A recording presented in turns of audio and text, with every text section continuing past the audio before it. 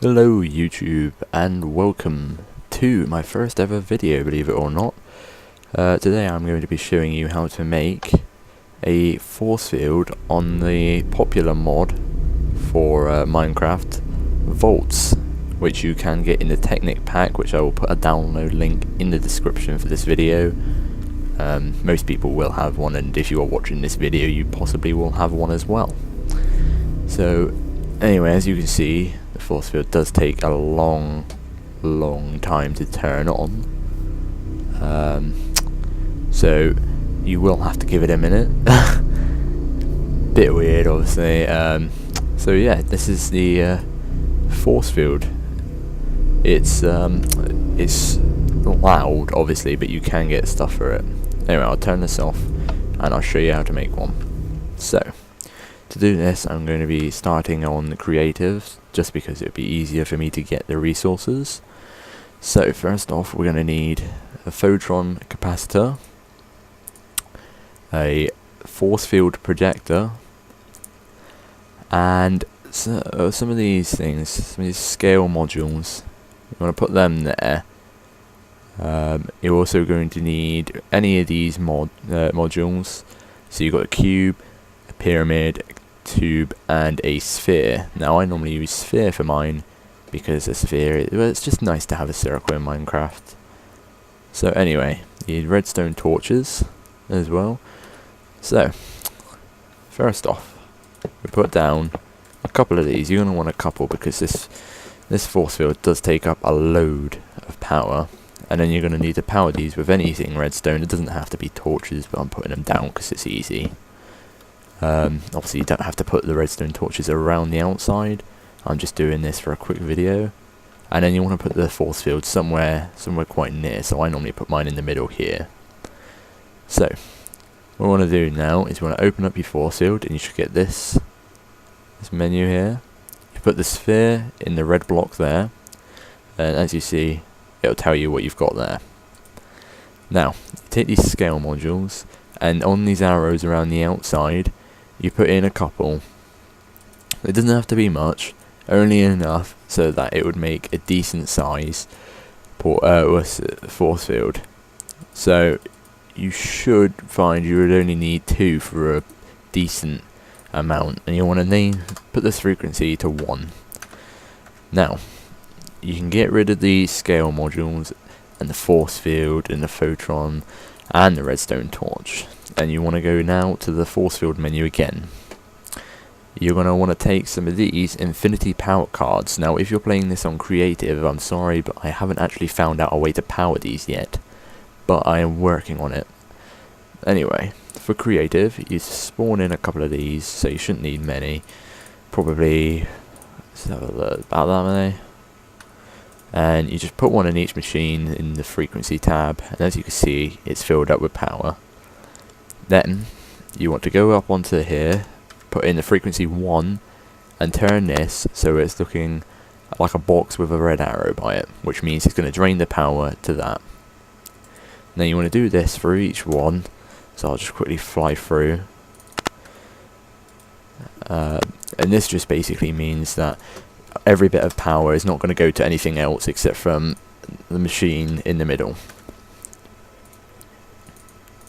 Obviously you've seen there's upgrade slots around the side, so which means you can upgrade them and add different modules, like, well, batteries that makes them bigger, and modules that will make them faster. But for the minute we're just going to leave them blank. I'm going to put some in later in the video. So once we have all of these filled up and our machine powered, we can turn it on. So for this, just going to need a lever, anything redstone, and put it on. And as you can see, it's already building our force field. Now as you can see, the force field does take a while to go on, so there is actually a fix for that. We turn this off, we open up the menu and come to modular force fields. Now we should have a speed module here, so you want to take a couple of them, I'd say about 3, and then 2 of these capacity modules, so you want to take 2 stacks of them.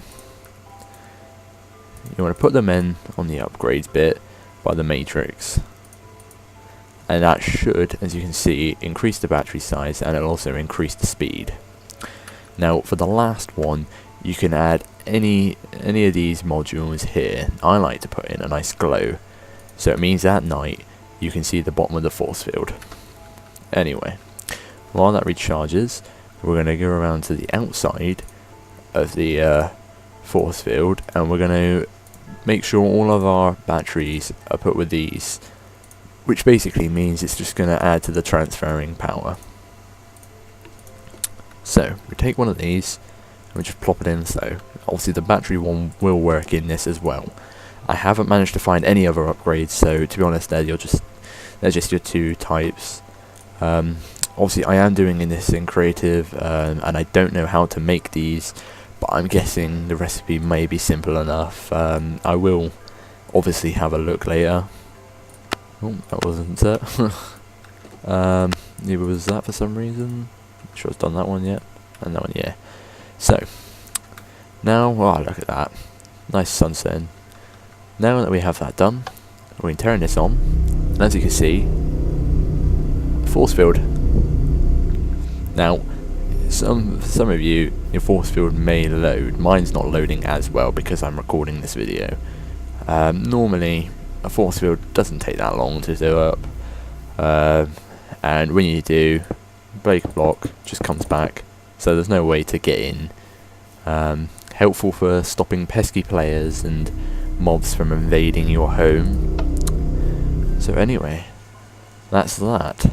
Now we have got a couple of other blocks up here that we can use, but I tend not to, considering that most of these don't have many general uses. One that would be good to play around with is the interdiction matrix, which will allow you to put in these different modules like anti-personnel modules, anti-spawning, and just basically a ton of different things to add. Now, to show that the force field is quite indestructible, I have decided that I am going to use a conventional grenade on it. So, first off, we're just going to put this down to a reasonable size, just 1. It doesn't really matter what size it is. And then I'm going to get out and I'm going to chuck a grenade in. Now, this grenade shouldn't affect anything inside here. If it does, obviously ignore this part. It's just, that'll probably just be me talking a load of random crap. So, as you can see, this is the force field up and running. Now for this, I'm going to have to add some redstone down, just to do it. I mean, obviously this works with anything, anything to do with redstone. It doesn't work with power, unfortunately. And since Voltz have removed the remote control for redstone, it's affected this big time. So anyway, let's turn that on. Obviously, as you can see, force field up and running, looking lovely. So now we're going to chuck a grenade at it, and we'll just let it go. And as you can see, no damage done to the outer shell, which can withstand nukes, and I may show it in one of my next videos.